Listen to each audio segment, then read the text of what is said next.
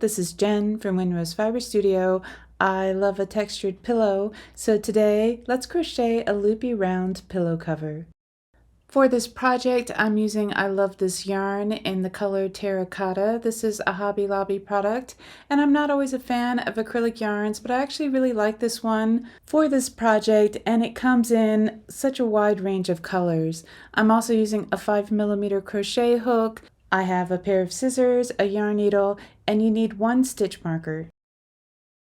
Our pillow is going to be made in two sides, so we're making two large round loopy shapes. To start your first side, you're going to begin with a magic ring, and then you'll work 6 single crochets into the ring. Before you close your ring, mark the back loop of the very first single crochet in this round. If you don't own a stitch marker, just use a little scrap piece of yarn. You can use something like a safety pin, anything that you have handy to mark this stitch. We'll be using a stitch marker in each round, and it's super helpful in this pattern. If you're not a fan of the magic ring, you can chain 2 and work 6 single crochets into the second chain from your hook. Be sure to use your beginning tail to close any opening left by this first round.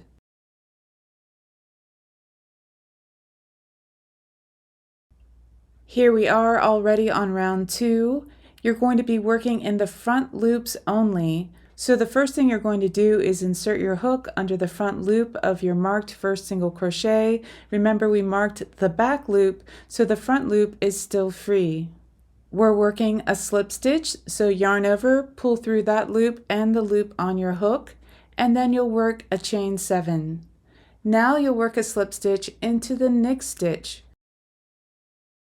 and chain 7. You'll repeat this all the way around. Note that on even rounds, on all of the even numbered rounds in this project, these are all going to be your loop rounds, and they're all going to be worked in the same way. They're all going to be worked in the front loops.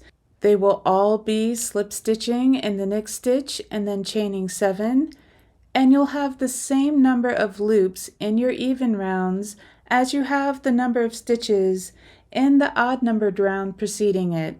So since we had 6 single crochets in our first round, we will have a total of 6 loops in round 2.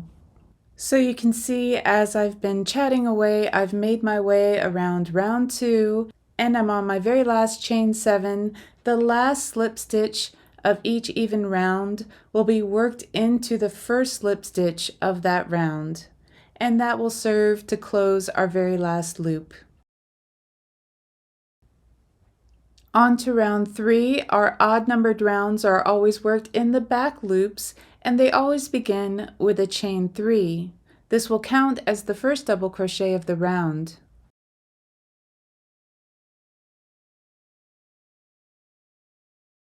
Our next stitch is going to be worked into that marked back loop of the first single crochet from round 1. So much easier to find with that stitch marker in place. And we'll work 2 double crochets into that stitch. Once you've completed these 2 double crochets, remove your stitch marker and place it in the third chain of your chain 3 in the back loop only. Remember, this counts as our first double crochet. And so take this moment to insert your stitch marker into the back loop of that chain. And that's going to help us out in the future. And now for the rest of this row, we're going to be working 3 double crochets in each stitch around. Remember, we're working in the back loops only. You can see I am holding down those chain 7 loops from the previous round, and that just makes it easy for me to see where my stitches go.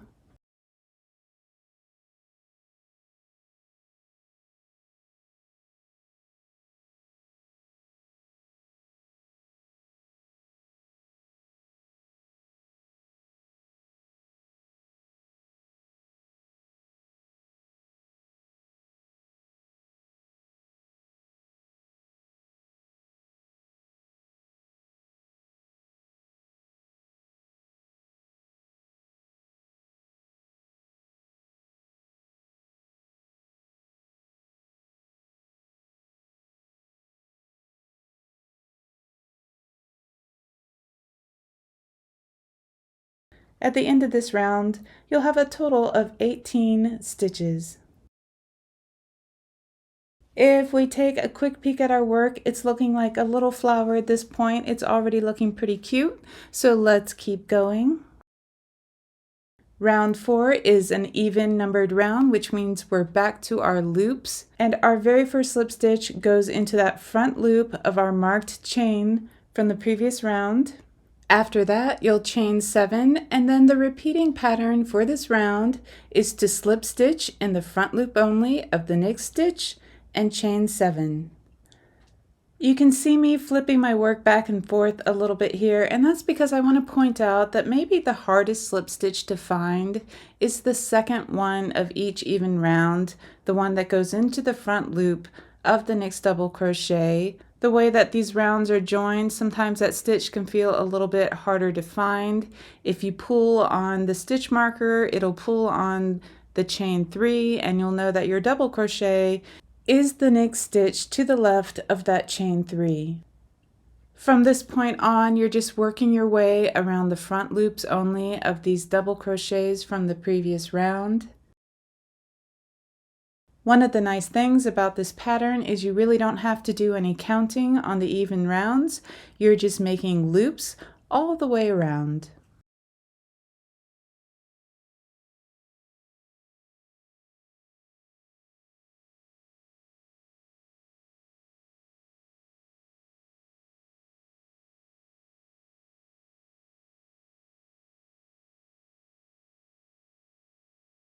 The round will end with a slip stitch into the very first slip stitch of the round, and you'll have a total of 18 loops.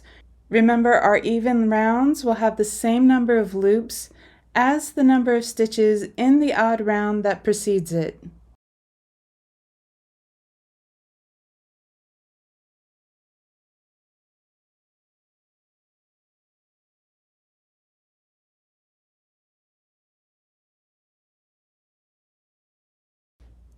Round number 5 is an odd number, so we will begin with a chain 3. And we'll work a double crochet in our marked stitch. You can just pull on that stitch marker and it opens up that loop for you a little bit, and you'll work a double crochet. And then it's time to remove the stitch marker and place it in the back loop of the third chain of that beginning chain 3.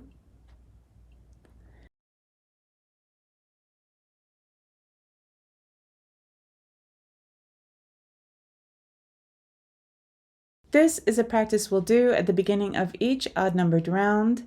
It will set us up for success in subsequent rounds.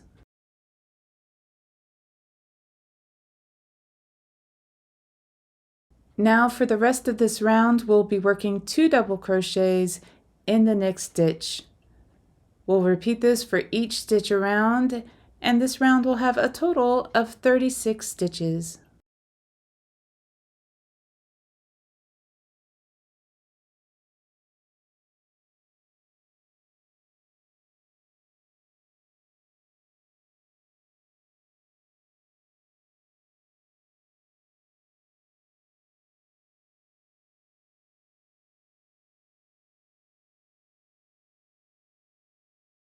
The end of round 5 is a nice time to go back and weave in your beginning tail. Remember to give it a little tug if you began with a magic ring, and make sure that ring is closed. Here we are at round 6, and by now I'm thinking you know the drill. We're working in our front loops only, and this is a loop round. You'll begin with a slip stitch in the top of the chain 3. Remember, we marked the back loop, but your front loop is free to place your slip stitch.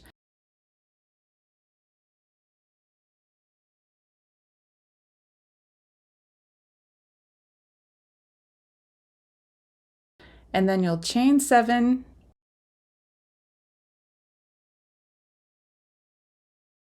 And then you'll continue this pattern around. You'll slip stitch into the front loop of the next stitch and chain 7.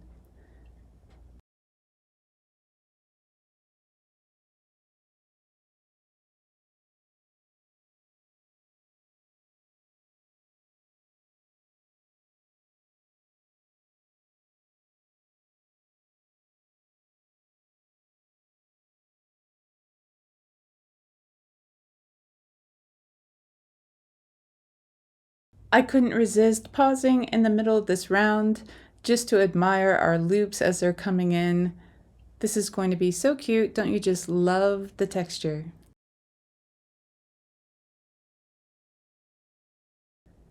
You can see I've done a little time traveling here to the end of the round because I'm so confident that you've got this.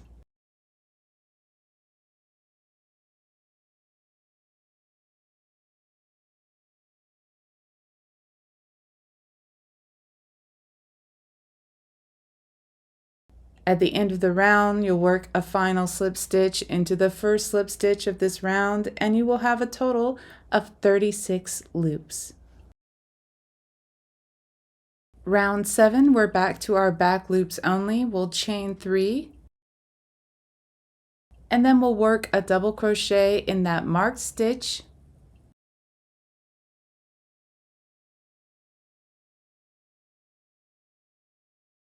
And then once again, remove that stitch marker and replace it in the third chain of our chain 3, only in the back loop.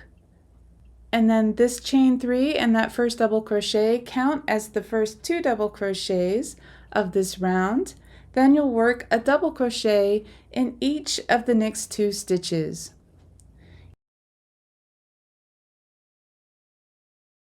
Here we are with the repeating pattern for this round. You'll work 2 double crochets in the next stitch.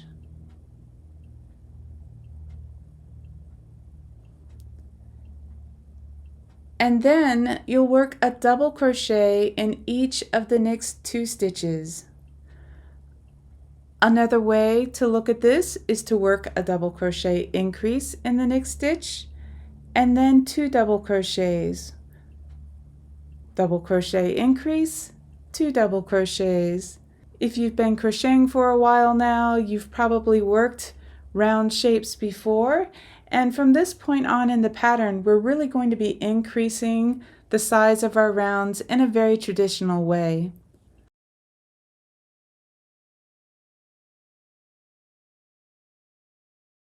For round 8, once again, it's an even round, so we're back to working our loops in the front loops only. We join with a slip stitch to the top of that chain 3, chain 7, and then we work our slip stitch in next stitch, chain 7 pattern all the way around. Our last round had a total of 48 stitches, which means this round will have a total of 48 loops.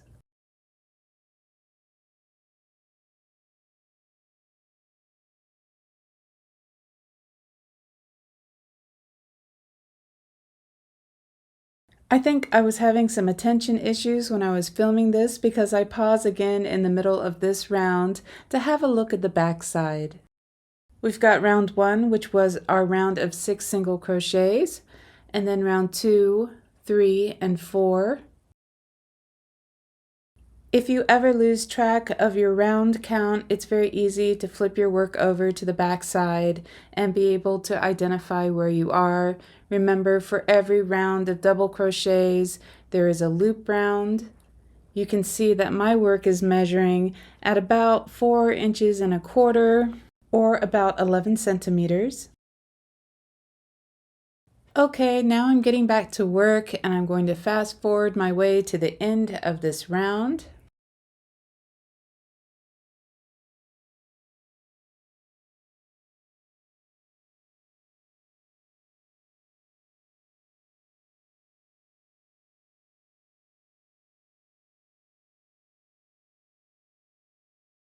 And with the last slip stitch into the first slip stitch, round 8 is complete.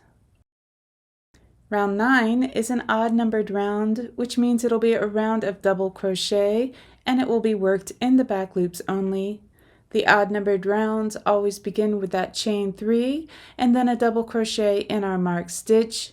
Then we take that moment to move our stitch marker to the back loop of our third chain in that beginning chain 3.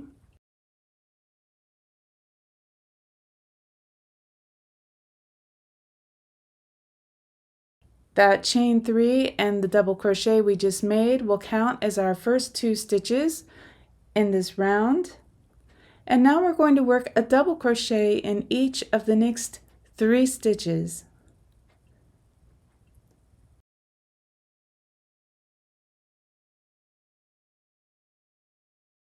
After this, our repeating pattern for round 9 is to work 2 double crochets in the next stitch and then double crochet in each of the next 3 stitches.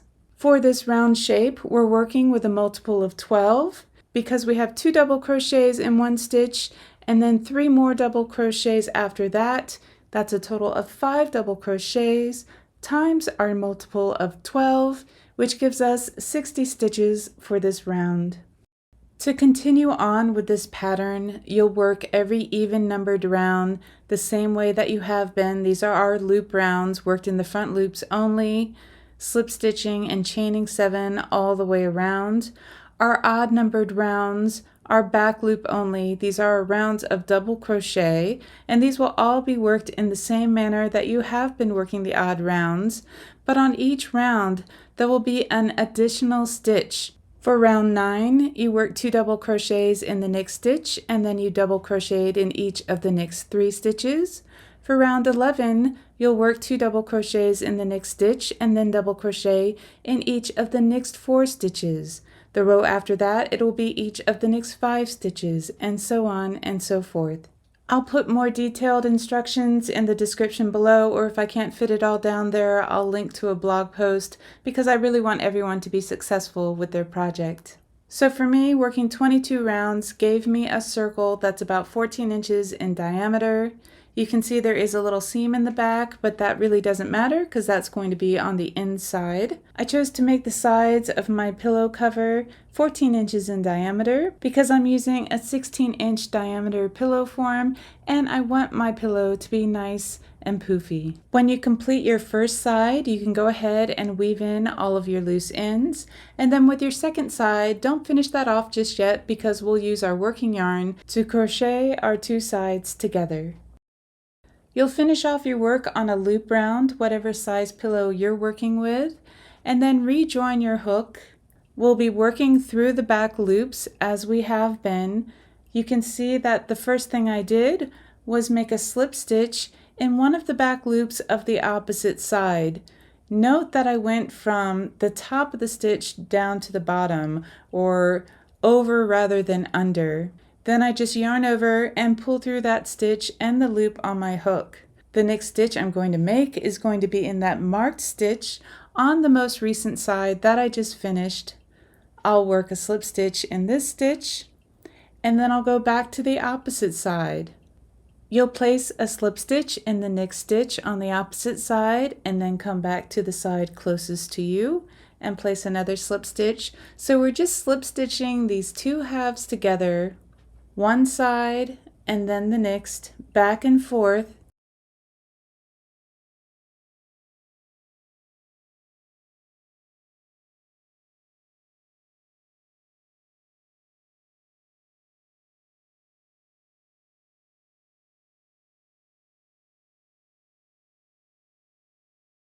And that'll create a nice center seam that's really going to disappear for you once the pillow is done.